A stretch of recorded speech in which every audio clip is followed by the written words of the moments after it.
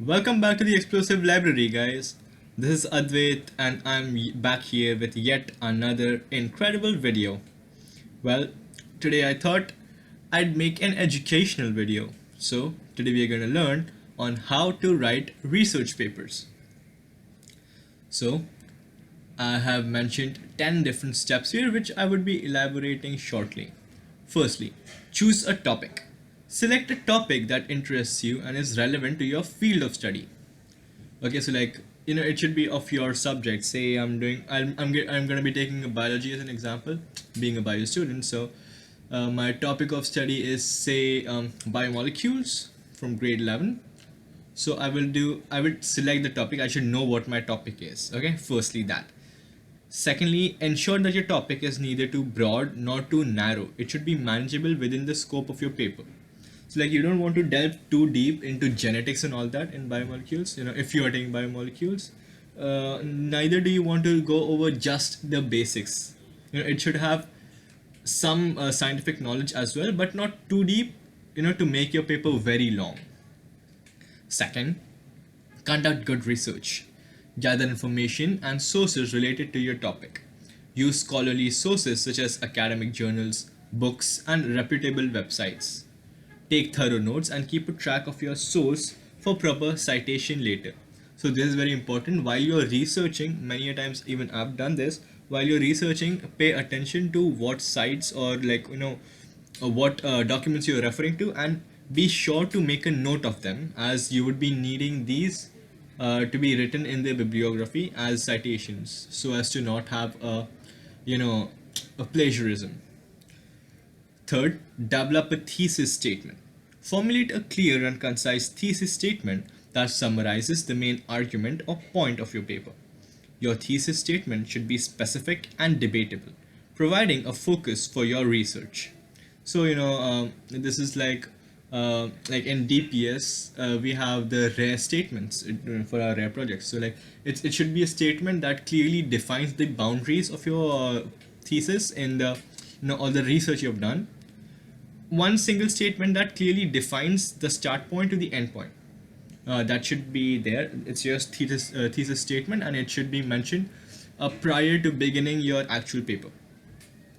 Fourth, create an outline. Organize your ideas and research findings into an outline. This will help you structure your paper logically and ensure that all key points are covered.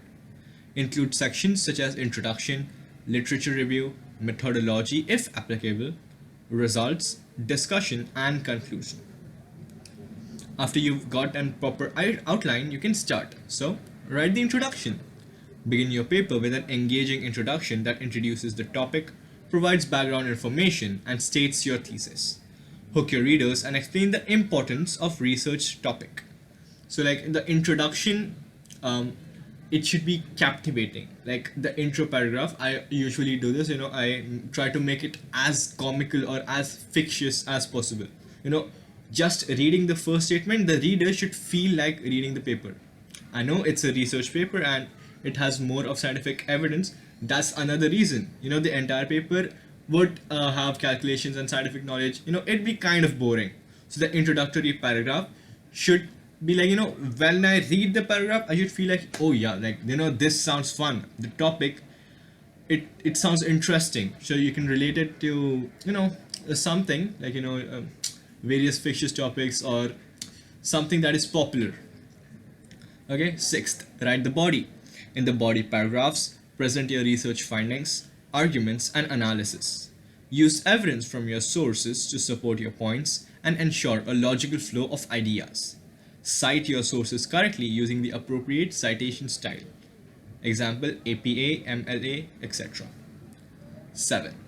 Write the conclusion. Summarize the main points of your paper and restate your thesis statement.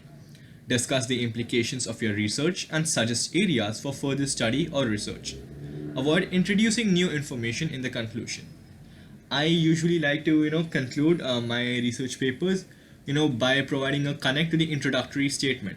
So you introduce with a fictitious an idea of sorts.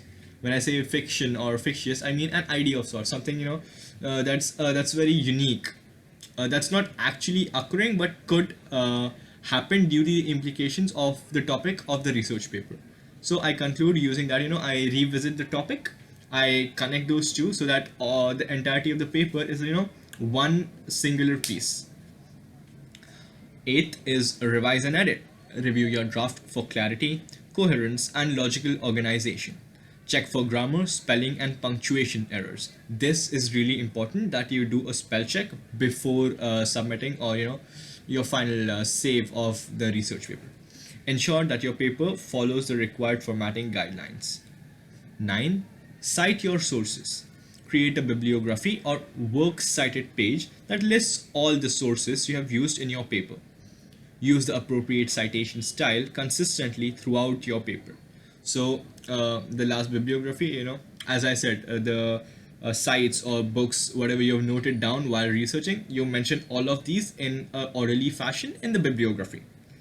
And make sure to use a singular style also throughout the entirety of the paper. So like, the writing style, it should be similar throughout the main body of the research paper at least. Lastly, finalize your paper. Make any necessary revisions based on feedback from peers or instructors. Proofread your paper one last time to ensure it is polished and error-free. Submit your research paper according to the submission guidelines provided. So that's it, guys. So basically, keep in mind that when you're writing a research paper, it's not that difficult. It sounds, oh yeah, research papers. We hear scientists write the research papers. So like, it's like a big thing. It's not actually. You all know how to write, right? You can write basic sentences. You have to do proper research and you need to frame the sentences properly. The information should be mentioned in an orderly manner, and that's about it. Just be sure to also spell check the grammar, and review it twice at least before submission. Because when you review, you reread it, okay? What I mean by reviewing is that you reread it. When you reread it, you will, understand any errors that you have gone through, firstly. Secondly, you would also, think, because you've been thinking about it for a long time, you will come up with better sentences that you can use in your paper. Well, that's it, guys, and thank you for listening to me. And if you've liked the video and find this useful, please do like and subscribe and share my video. Well, until the next time, bye.